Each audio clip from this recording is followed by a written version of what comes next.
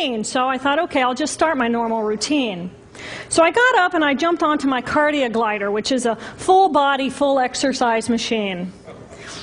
And I'm jamming away on this thing, and I'm realizing that my hands look like primitive claws grasping onto the bar. And I thought, that's very peculiar. And I looked down at my body, and I thought, whoa, I'm a weird-looking thing. And it was as though my consciousness had shifted away from my normal perception of reality, where I'm the person on the machine having the experience, to some esoteric space where I'm witnessing myself having this experience. And it was all very peculiar, and my headache was just getting worse. So I get off the machine, and I'm walking across my living room floor, and I realize that everything inside of my body has slowed way down. And every step is very rigid and very deliberate. There's no fluidity to my pace, and there's this constriction in my area of perception, so I'm just focused on internal systems. And I'm standing in my bathroom getting ready to step into the shower, and I could actually hear the dialogue inside of my body. I heard a little voice saying, okay, you muscles, you got to contract, and you muscles, you relax. And then I lost my balance, and I'm propped up against the wall. And I looked down at my arm, and I realized that I can no longer define the boundaries of my body. I can't define where I begin and where I end, because the atoms and the molecules of my arm blended with the atoms and molecules of the wall. And all I could detect was this energy. And I'm asking myself, what is wrong with me? What is going on? And in that moment, my brain chatter, my left hemisphere brain chatter, went totally silent. Just like someone took a remote control and pushed the mute button. Total silence. And at first I was shocked to find myself inside of a silent mind.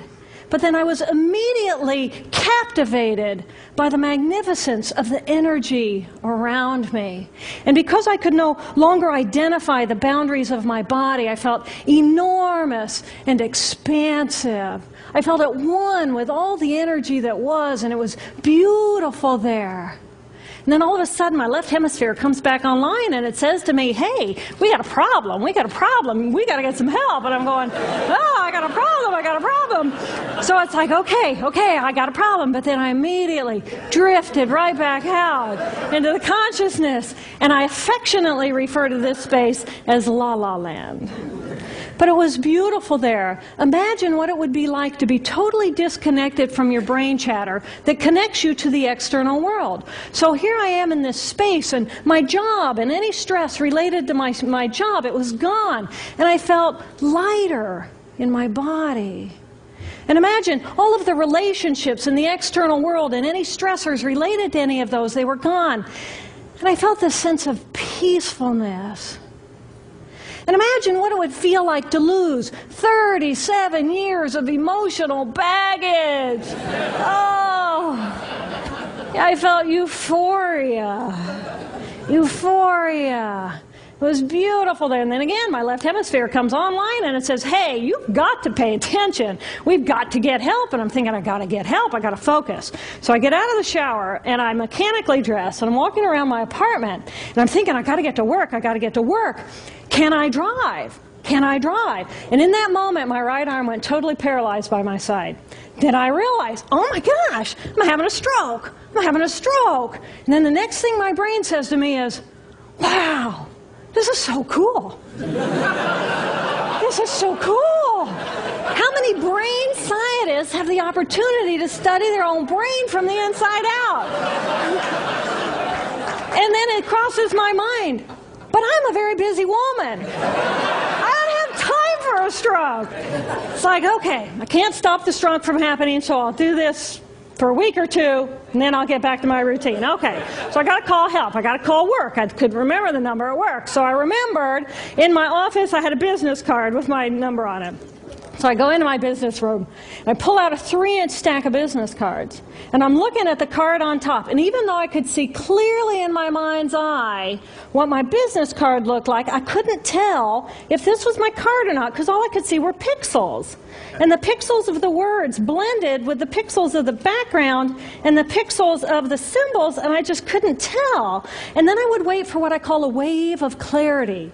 And in that moment, I would be able to reattach to normal reality reality. And I could tell, that's not the card, that's not the card, that's not the card. It took me 45 minutes to get 1 inch down inside of that stack of cards. In the meantime, for 45 minutes, the hemorrhage is getting bigger in my left hemisphere. I do not understand numbers. I do not understand a telephone, but it's the only plan I have. So I take the foam pad and I put it right here. I take the business card, I put it right here, and I'm matching the shape of the squiggles on the card to the shape of the squiggles on the foam pad. But then I would drift back out into la-la land and not remember if, when I come back, if I'd already dialed those numbers.